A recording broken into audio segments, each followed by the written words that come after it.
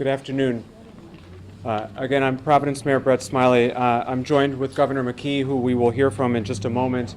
We're also joined by Senator Jack Reed and Congressman Gabe Amo, and we will hear from Senator Jack Reed in a moment on behalf of Rhode Island's federal delegation, who've been in touch with us throughout this incident over the last day. And as both the governor and I have said on multiple occasions, the amount of federal resources and cooperation that we've received is extraordinary, and that extends to our representatives here in Rhode Island. And then finally, Colonel Oscar Perez will give an update as well. At this time, we have no update to share on the investigation. It is ongoing. There is no reason to believe that we've hit any roadblocks other than to say that we are doing what we know how to do in cooperation with our law enforcement partners to ensure that we adequately, thoroughly investigate the situation, and when we are ready to make a further announcement, we will do so. We know there's some information circulating, but we will not share any information that might compromise our investigation or future charges. So at this time, we have no official updates to share with respect to the investigation. Next, it's clear that our community is still in shock and hurting. And now that the initial phase of the investigation has made some progress, we're turning our attention to caring for our neighbors, both the Brown community, the broader Providence community, and truly all of Rhode Island. The City of Providence has stood up a website, the address of which is providenceri.gov/community response resources.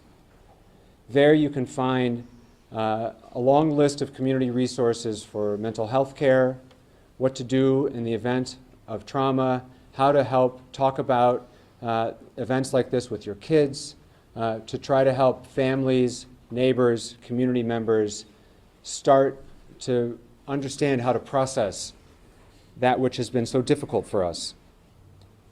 Finally, the Providence City Council, who've been excellent partners, and again, we're joined by leaders from the City Council, including the councilman for this area, Councilman John Gonsalves, is inviting the Providence community and really anyone who'd like to join us tonight at 5 p.m.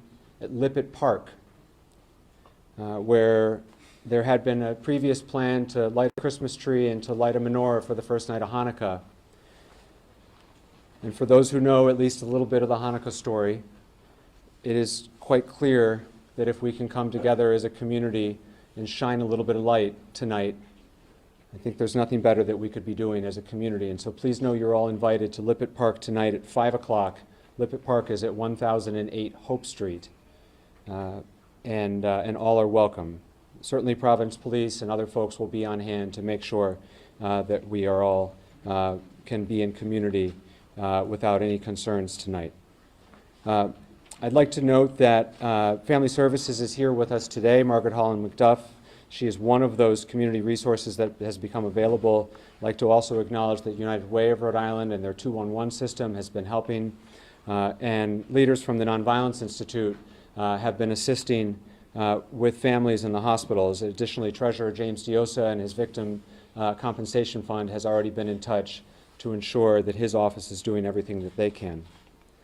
Before I turn it over to the governor, I'll just share that a couple hours ago I was at the hospital. I know President Paxton has been several times, but I had a chance to meet with a few of the victims and their families. And while they are receiving excellent medical care, and I want to thank the professionals at Brown Health and Rhode Island Hospital, the professionalism, these folks, just like our law enforcement professionals, have been up all night working, but the level of care and professionalism that they are exhibiting is extraordinary. These survivors are receiving excellent care, and the resilience that these survivors showed and shared with me is frankly pretty overwhelming. It pales in comparison what they've gone through for the rest of us here. We're all saddened and scared and tired, but what they've been through is something entirely different, and yet they showed courage and hope and gratitude for how this community has stood up for them and how the healthcare providers cared for them couple of the family members who I had a chance to speak with are so grateful for what they've seen and heard of the outpouring of support from this community. And so I want to relay that to all of you, that they're watching what's happening also, and their healing is improved based upon all of the positivity and love and care that they've seen from not just the Rhode Island community, but frankly the national community. And so thank you. Governor McKee has been an incredible partner through all of this, and I'm grateful for his leadership and the compassion that he's shown and the relentless focus he's had on those individuals who are recovering in the hospital right now. And I'd like to invite the governor to say a few words.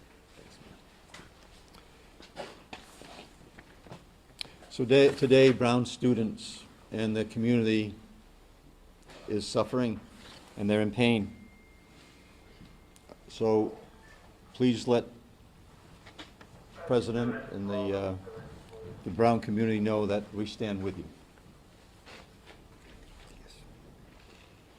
So as we start this second day of this tragedy, I do feel as though it's important to really point out Mayor Smiley and his team, first responders, state police and our federal partners, Brown University, the staff at the hospitals, and as the mayor said, the media who has been able to really put out the information that I'm sure is going to help accelerate the fact that we have someone in custody. The mental health support.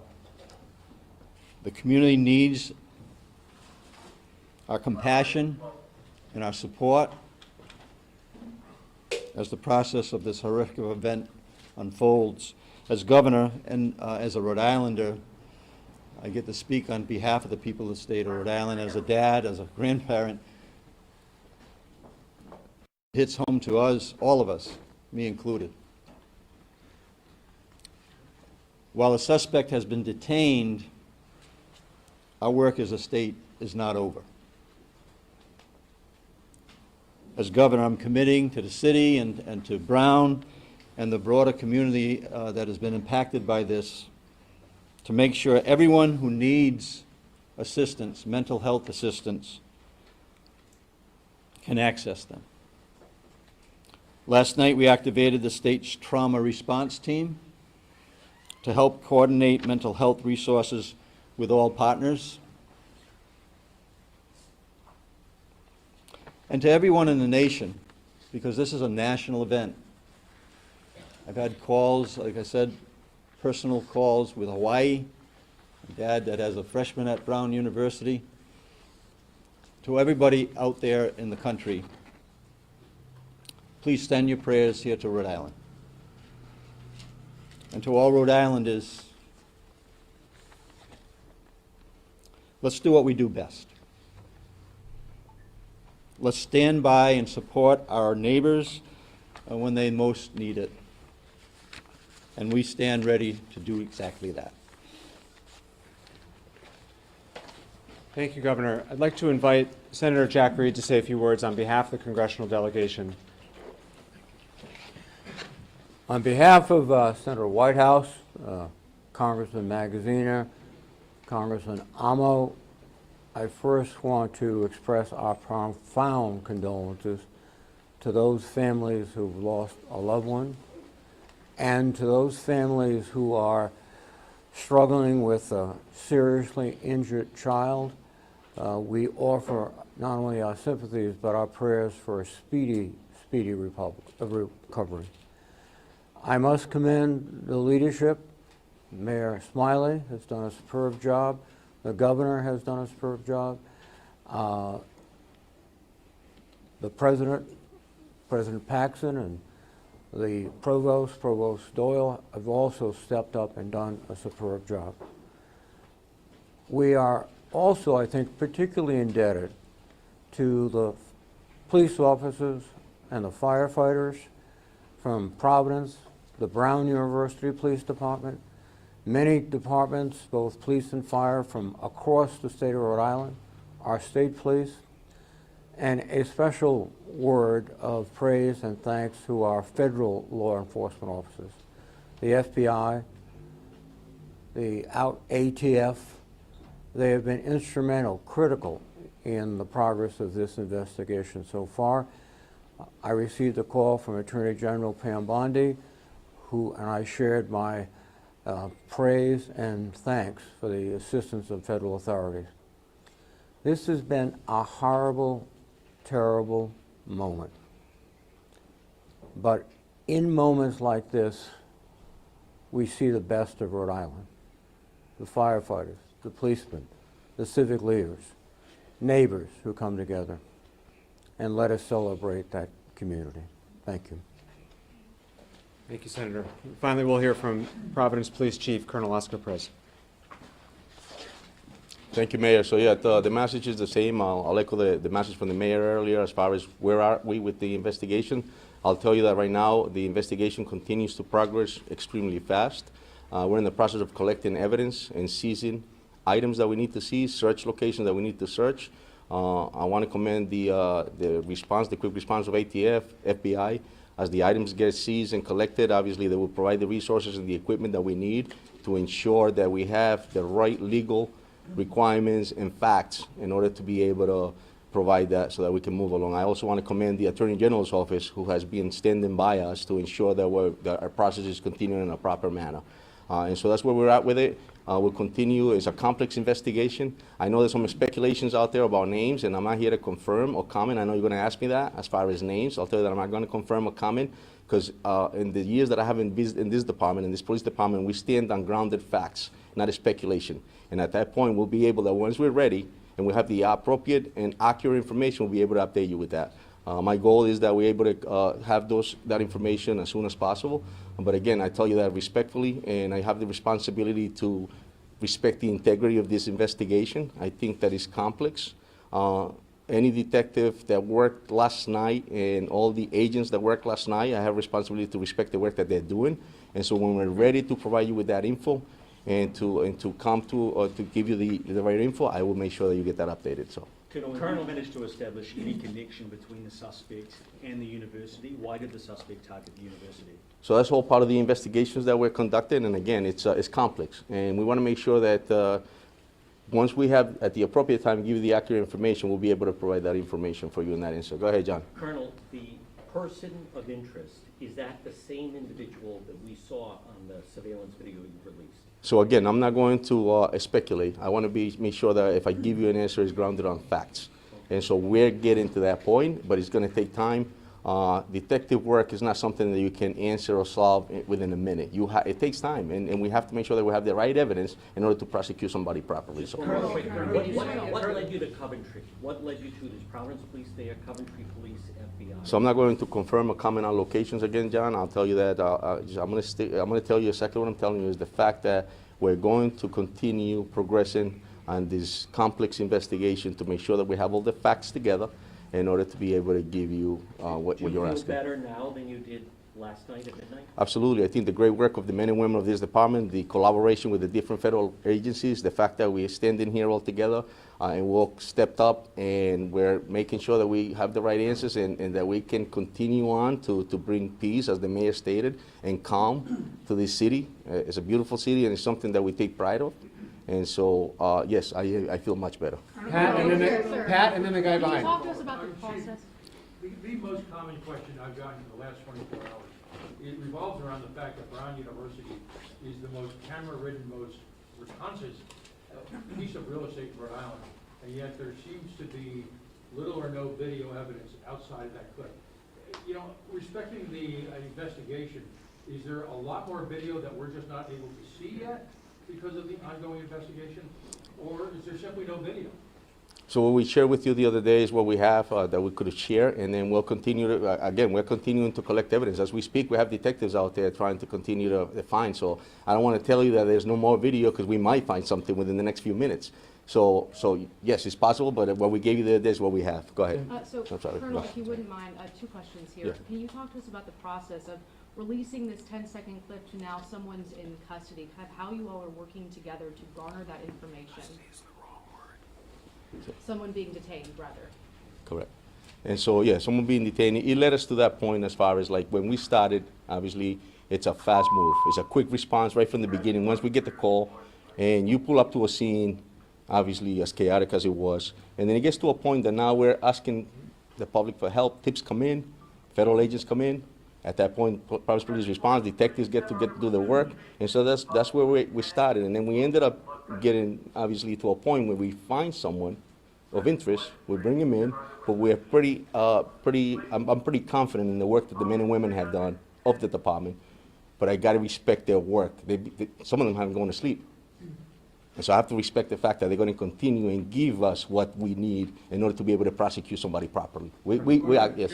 Telemundo in the back. Sé que muchas personas volverán a ver una pregunta. ¿Podría brindar una actualización en español, algo que sea útil para la comunidad hispana de Rhode Island? Ciertamente que este departamento trabaja muy duro para encontrar respuestas. En este momento esto fue una situación muy trágica en la ciudad de Providence, pero me gustaría acordar a la comunidad que este departamento siempre se responde de una manera muy importante y tenemos una persona en este momento que es de interés. Estamos colectando la evidencia que es necesaria para legalmente presentarlo a la corte para así ponerle los cargos que se necesitan presentar. En este momento tenemos unas ayudas y recursos de las agencias federales, también como del fiscal del estado y también de otras personas, pero yo quiero respetar el trabajo de mis detectives y tener lo que necesitamos para poder presentar a alguien en la corte positivamente. Y el llamado al público para colaborar en la investigación, ¿cuál es? Sí, muchísimas gracias al público. De pronto si tienen alguna evidencia en este momento, pasaron por ahí y tienen algo que es importante para la policía, tenemos diferentes tip lines y también tenemos la oportunidad de que entren a la policía, nos llaman y si necesitan que un policía vaya a la casa de ellos para recoger esa evidencia, lo haremos. Colonel, can you confirm whether the person of interest is from Rhode Island and have you found the weapon that was used? Again, I'm not going to confirm a comment because I think I have a responsibility to respect the integrity of this investigation. It's a process and it's complex, and I don't want to be the one to stain that process. And no one's charged. At this point, no, correct. And so that's the other thing. I'm not going to speculate on something without grounded facts. If we're going to charge someone, then we're going to charge somebody, and I'm going to come here and tell you. You'll be the first ones to know. How about the weapon? Have you found the weapon? Again, we're in the process of collecting evidence. We're in the process of typing search warrants as needed, and we're in the process of doing what we need to do in order to be able to get those items. Right here. We heard of some people who work in the building who say they had some safety concerns, specifically with the lack of cameras in this building where the shooting took place.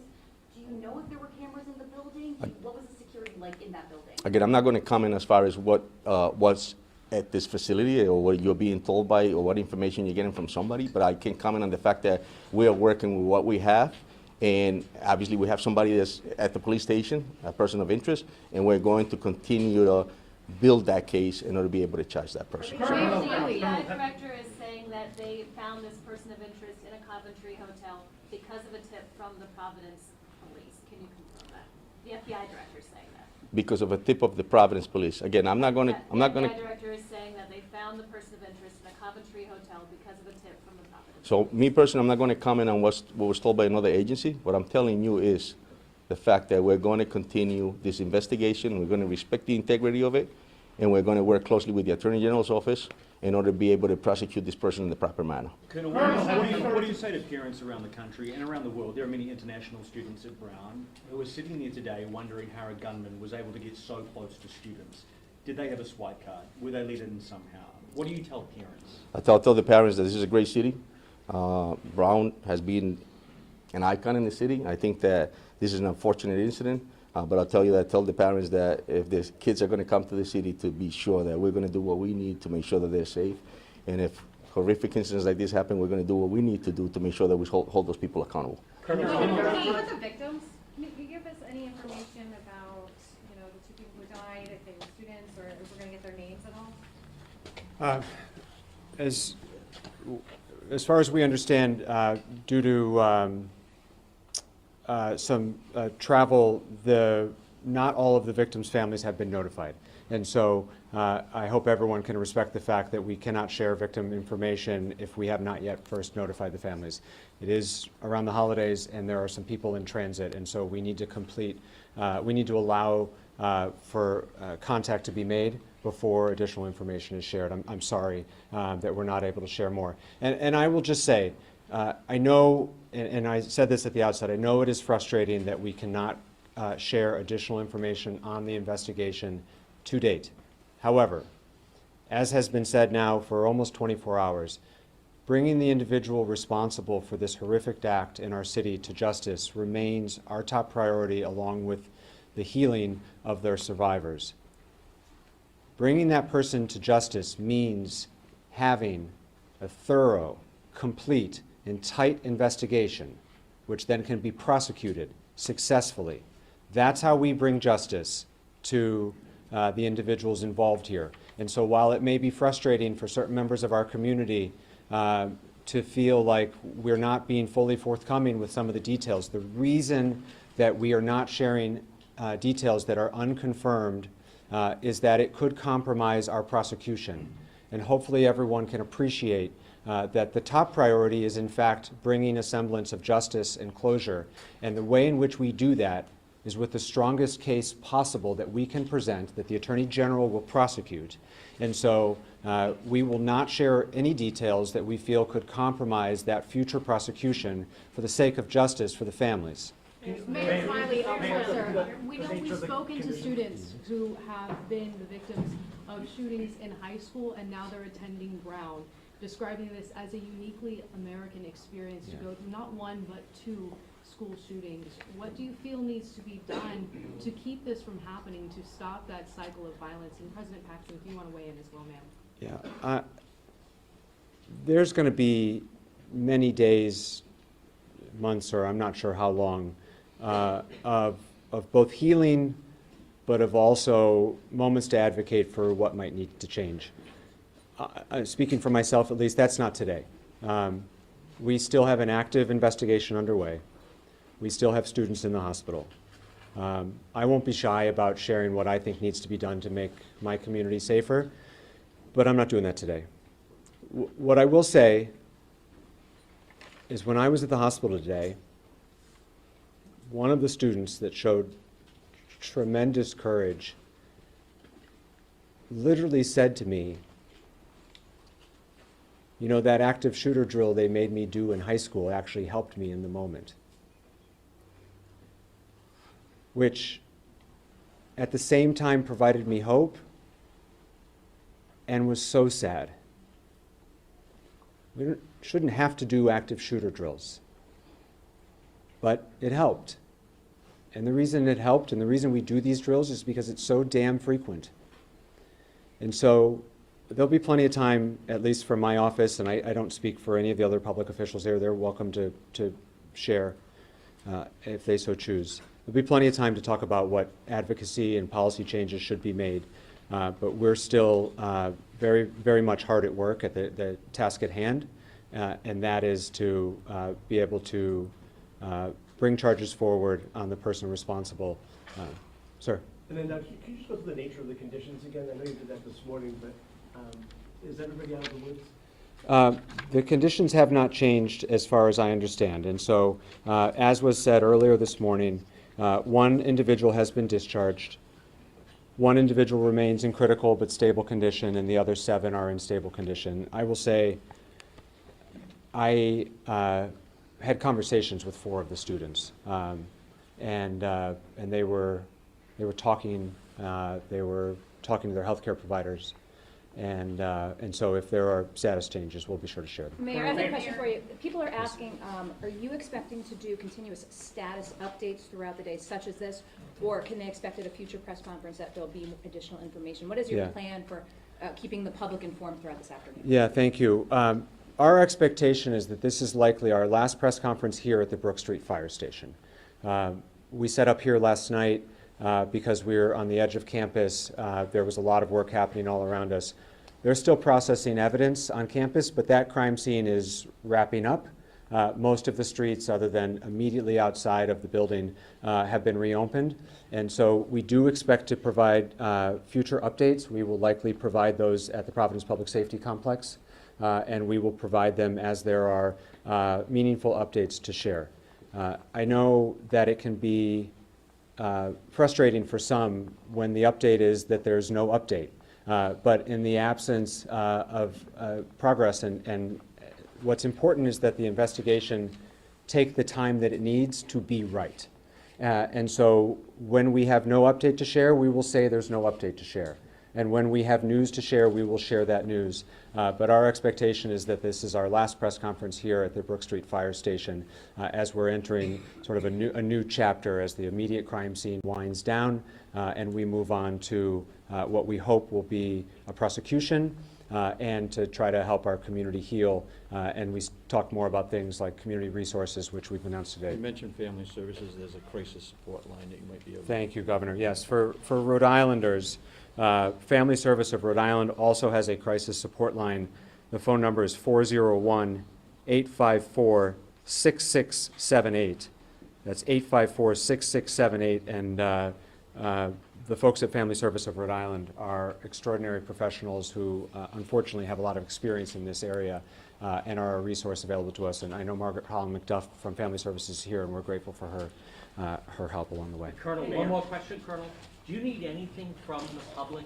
In other words, is there still possibly someone out there that may have information that you need? Or, I mean, the students are now being allowed to leave the campus. Does that mean that there's no potential witness here? Where does it stand that the public could No, thank you, John. I think that, yeah, the call out to the public is to, evidence that they think might be worth it for us to look at. Anything that they suspect would be important for the police department to look at, we're definitely welcome that. And so the message is please reach out. I think that that's one of the strongest things the Providence Police Department has is the partnership that we have with our different community members, as well as different colleges throughout the city.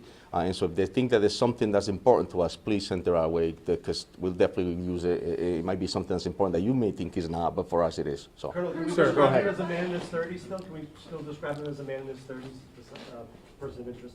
A man in his So 30s? the person detained is actually a person in his 20s. Can you clarify, is this officially a suspect? Is this someone in custody? What should we call this person? Have they been arrested? You should call this person that we detain someone of interest at this point. Detain someone of What's the interest? difference, Colonel? From what I understand, Brown has sirens on their campus, emergency sirens to alert people in cases like this. Did those sirens go off, and if not, why? So yesterday, when I don't think they went off, and I believe the fact is it was fast. We had a quick response here to the police department, but there was a message. I'm not sure if that call went out. So. Chief, I don't know if you want to add. The sirens did not go off. The original information that we received was from the officer who did not receive the call. The officer saw some of the students running from the location, and so it was an immediate response. Can you Colonel, talk about Colonel, one more alerting the question, greater- please. Hold on, John. Can you talk about just what went into alerting the greater Brown area community, people who aren't Brown residents, maybe RISD students or faculty, people in that area? What went into alerting others? For our community, it was our emergency notification system, some of which is shared by RISD. The rest was from the city of Providence. Colonel, can you just, Colonel? Go ahead, please. I'm Colonel Catherine O'Brien. Can you tell us, does the person of interest have any connection to the Brown University community? And there was some report that he went into that building and yelled in the classroom. Do you have any more information about that? So again, it's all details that are important. It's all part of the complex investigation that I spoke about earlier. I'm not ready to confirm or comment on any of that. Again, I got to respect the process. And so at this point, we're just going to continue like the mayor stated. It's complex, but we want to make sure that we have a successful prosecution. And that's more important to me than right now to give you something that just, it could, it's not appropriate. Colonel, have you started a process of search warrants, any sort of legal process to sort of figure out any motive? Yes, so at this point, we're coordinating with the Attorney General's office. We're working very closely with them. We're collecting evidence. We're in the process also of interviewing individuals. And so that's where we're at now. That's It'll be a something. state prosecution as opposed to a federal? That's correct, sir, yes. Colonel, the incident happened yesterday around 4 o'clock. Can you just touch on, it sounds like within 12 hours, you had a person of interest. Can you just talk about Correct. that? It's That's just a short window. It's hard work. It's just it's like it's all hands on deck. An incident of this nature, I think, takes a lot of resources.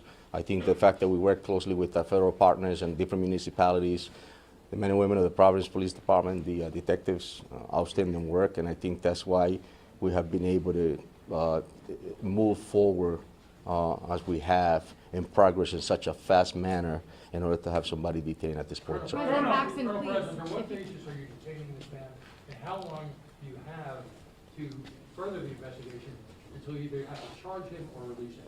Again, situation like this, we have basis enough to bring somebody in based on a lot of different facts. And so those facts are the ones that are allowing us to have that person detained at this point, which I cannot comment as far as what those facts are. Yes. We have a question for President Paxton now. How long do you have to charge him before you have to release him? Again, it's moving pretty fast, and we will have an answer as fast as we can. So. President Paxton, if you can, we know that these students were studying for their finals in the midst of their schoolwork here, and now students have been told classes are canceled, finals are canceled. Can you talk about kind of the complete shift that this community is in right now, going from studying to now almost a ghost town as people are being reunited with their families? Yeah. So thanks for the question. It is a big shift and not the way we hope to end this semester, obviously. I was in what we call the Ratty, or main dining hall today. There were a lot of students gathered there. They are amazing, and they're supporting each other. So they're good.